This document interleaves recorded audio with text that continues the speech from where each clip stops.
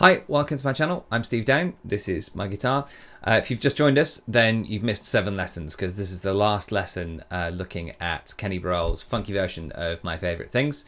Today's lesson, we're just going to be rounding off the whole series by looking at the last head and the tiny little improvisation that he does as it fades out. There's not a huge amount to look at here, but we're going to unpack some of it, and then I'm going to give you my top 5 favorite takeaways with some extra exercises and licks to take a look at and to add into your own playing. If you want to get the exercise packs, the full transcription, and also the backing track, then you can head over to Patreon, which is, the link is on the screen here or down here, and follow the link over there, and you'll be able to, for as little as $3 a month, you can support me and also get all of those benefits. There is a second tier where you can request your own transcription, and a third tier where you get everything else, and you also get a 1-hour lesson with me a month as well. I'd like to say thank you to all my patrons that have supported me through this series over the last few months, and also a big thank you to the new ones that joined up this week.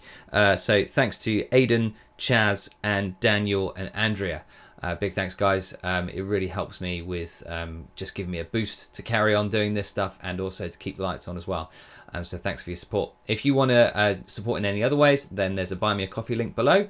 And also you can just hit the like and subscribe button and drop me a comment below if there's anything that you'd like to add. Rather than just hitting the dislike button, drop me a comment and say what you actually didn't like, or challenge me on something or ask a question. I'm always up for connecting with any of the people that watch my videos. So let's dive into the first part of this last head. We'll take a look at the first 8 bars.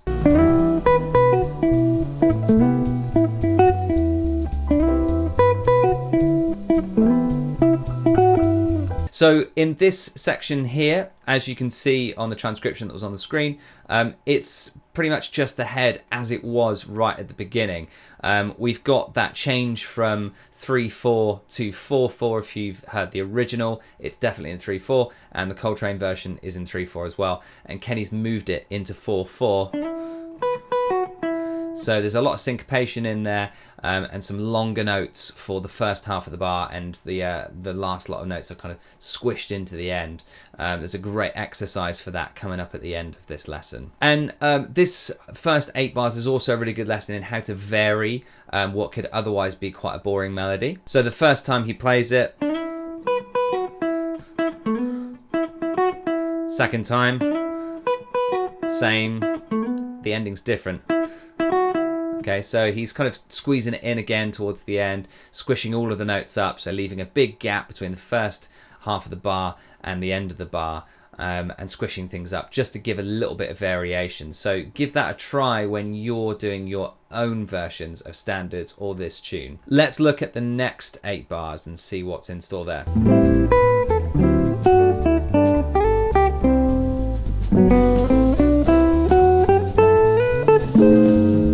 So again, very similar to how he approached the original head. So take a look at lesson 2, because we look at what he does there, and I give you some exercises in how to put the melody on top of the chords. And there's an extra one again at the end of this lesson here on this video.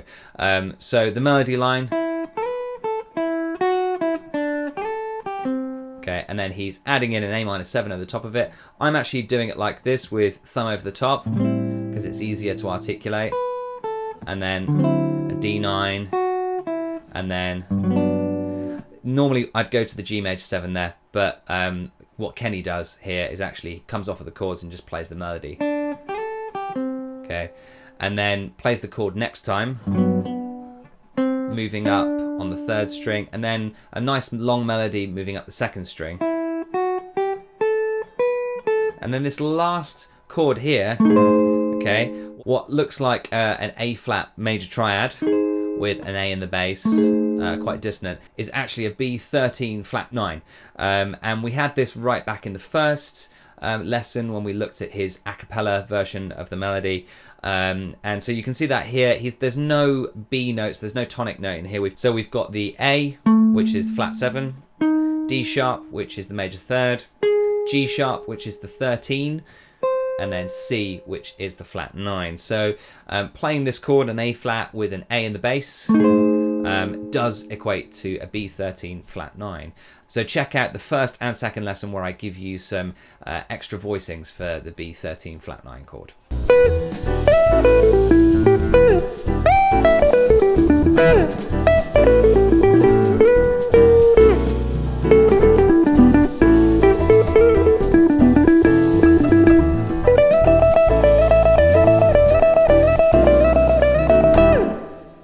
So in these last 16 bars, which I've transcribed for you, it fades out at the end. So I've transcribed as much as I can audibly hear using Transcribe, amazing app. And here, there's nothing necessarily new that I haven't already covered earlier in the series. You know, we've got our 2 positions of the pentatonic that he's using up here, the minor pentatonic. There's some double stops in there, which I talk about in the last 2 sessions. There's a really interesting thing that happens at bar 170 and 171 in that he finishes off an 8-bar phrase by going, which to me screams that he's trying to superimpose a B7. So B, and then going back chromatically to the A7 to then resolve it back to the E minor again, giving a kind of fake 2-5-1 or superimposed 2-5-1, if you will. We've got that little lick that turns up again, and he phrases over the bar like we talked about last time. And then in the last 4 bars, it's the same phrase, the same 4-note phrase. Yeah, it does start off as a 6-note phrase, but going on from there, it's a 4-note phrase repeated, and you've got it twice in every bar. So it's not displacement, but it's still showing you that repetition is key in a solo, and that's what it fades out on there. And it's quite quiet by that point, as it is. On the backing track, I finished it off with a nice big stab at the end so that you can have a nice kind of rounded ending rather than having to fade it out. But that's essentially the solo. That's a very quick whistle-stop tour there, but there isn't a huge amount to talk about there. What I do want to show you now, though, is my 5 takeaways from this series. The 5 most important things, I think. It's very difficult to say this is the most important thing, you have to learn this. But I think these are the 5 most interesting things, and I'm going to tell you what they are and then demonstrate to you the concept using a new exercise, so it won't be anything that you've seen earlier in the series. So that's just to round off today. So here we go with the first one.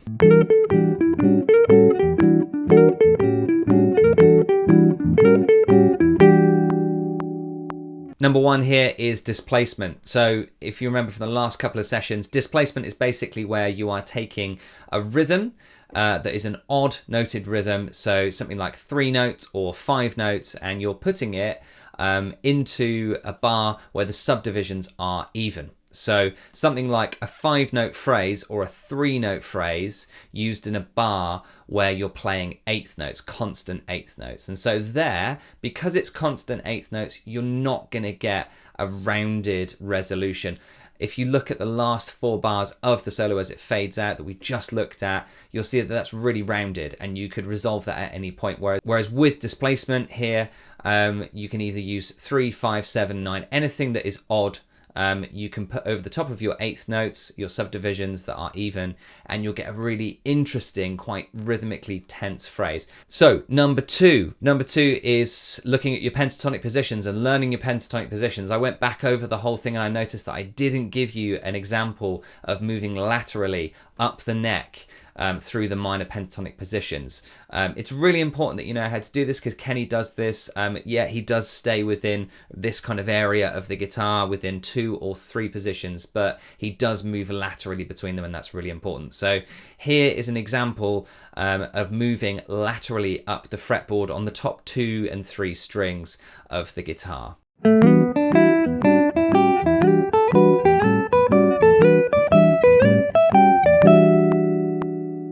Number 3 is keeping the melody on top when you're playing the head. So putting the chords underneath and then putting the melody on top of that.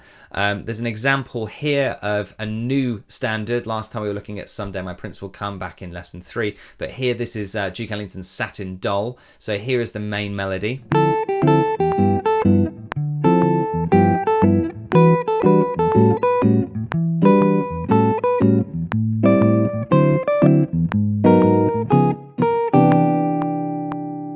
And then what I'm going to do underneath it is I'm going to pop the chords underneath, making sure that the melody is kept on top.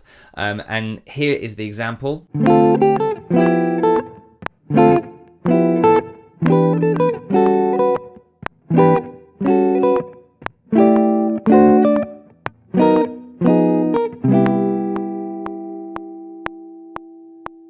And you'll see that what I'm doing here, I've got D minor 7.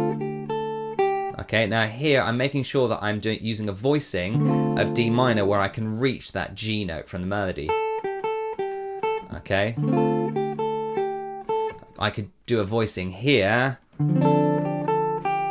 but I'd have to add in some notes that I don't want in there, and it might not sound as good. It's quite difficult to execute as well, so I'm going to play it here. Okay, and then I do have to move to the G13 that I've put in there as well. Okay, and here, this G13 here, I'm not playing the full chord, I'm not playing a full G7 chord, I'm playing this. So I've got fingers free to reach the melody notes underneath that I want underneath there. So, you know, a couple of tips here is to make sure that the voicings that you're using, make sure they are comfortable voicings where you can keep the melody on the top 2 strings and hold the chord underneath so it rings out. And make sure that you don't necessarily have to have the entirety of the chord that you don't have to have there like that. You can just use the top 4 strings of the guitar. Even if you're playing it solo on your own, it still sounds good.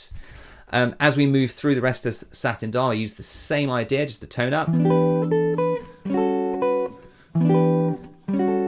And then moving up to the next chord here, the melody gives us the 11th of the chord, but here I'm putting underneath it an A minor 7, so I've got the A, E, and the G there. I would love to have the C in there, and I could do that, but I think it would sound a little bit too much like C add 9, so I've opted for this voicing here.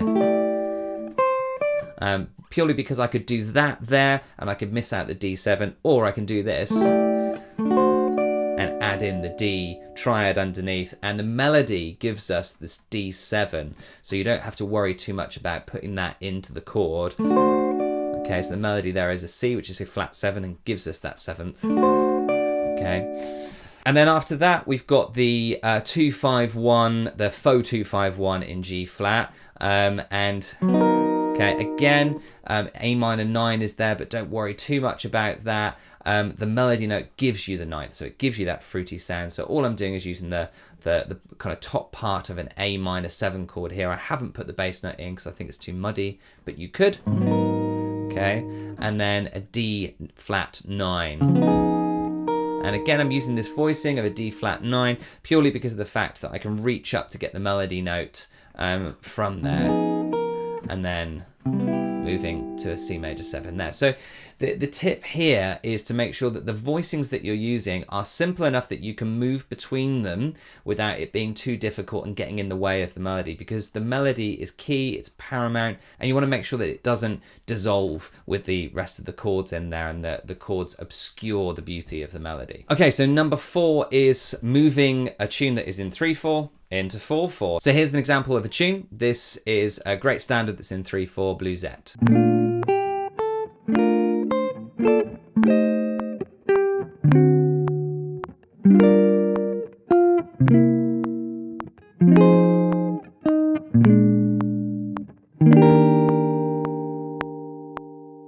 And I've given you the first 8 bars of it. very clearly in 3/4. It sounds great in 3/4 as a waltz, either up tempo or as a ballad.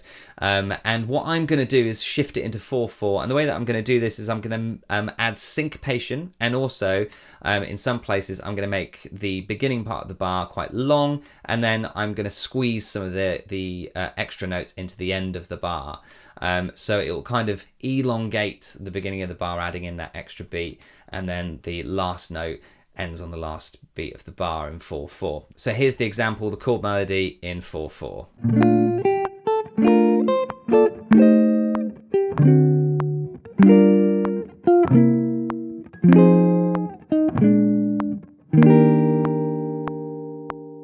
And then the last thing that I think is a great thing to take away is the use of dyads or double stops. Kenny uses them all over the place in here. They sound super bluesy, and he's not the only person to use them. Wes Montgomery uses them, George Benson uses them. They're used by quite a lot of classic jazz guitarists, so it's well worth learning them. You can go back into the previous few lessons and find some examples of that in there.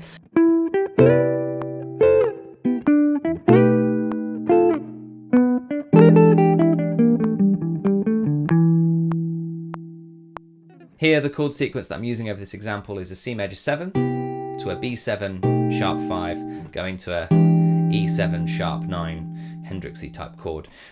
So over the top of this, I'm using some of the dyads that are on the 3rd and 2nd strings. So here I'm using the harmonized minor scale for the first set of dyads, and then the second set that I'm using actually is using some of the notes from the minor pentatonic, and then here I've chose to use an A and an F, which brings out the sharp 11 of B7, so it's giving you like the flat 7 and the sharp 11 of B7. And I've opted to use that because I heard Kenny using it on a record called Introducing Kenny Burrell, and I thought that was a really cool little lick, so I've just picked that up there because it just gives you a really nice altered tone whilst, you know, kind of still evoking that bluesy double stop sound. So it's worth trying that and using that over the top of an altered dominant chord, and then just ending with some nice little triplets.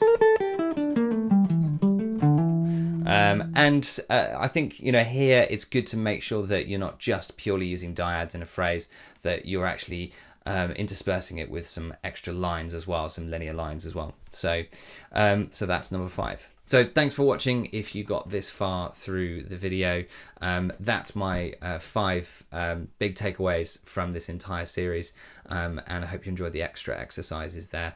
As always, try and be as creative as you can with it. Try and make sure that you're taking this stuff as inspiration rather than copying it and putting it straight into a standard, and there's some great techniques for doing that in episode 4 and 5, where I talk about how to take a line and how to get creative with it and mold it to be your own line that you use yourself, and it becomes something that is you know, kind of uniquely yours. So thanks so much for watching along. If you got through the whole series of this, as I said, all of the exercise packs, the transcription, full transcription, and the backing track are all over on Patreon, which the link is below. And big thanks again to Joe Harris, Jamie Sefton, and Josh Moon for doing the backing track, and to all of my patrons who supported me through this. I'll be back again in November with a new series on a Grant Green tune. Haven't decided which one yet, but I'm going to get the backing track sorted for that soon. So I will see you in November for the next series. In the meantime, do get in touch if you've got any questions, and if you're a member of the Patreon community, then you can join me for one of the monthly Zoom calls, which will be at the end of this month and then also at the end of October as well. So happy practicing, and I'll see you on the next series.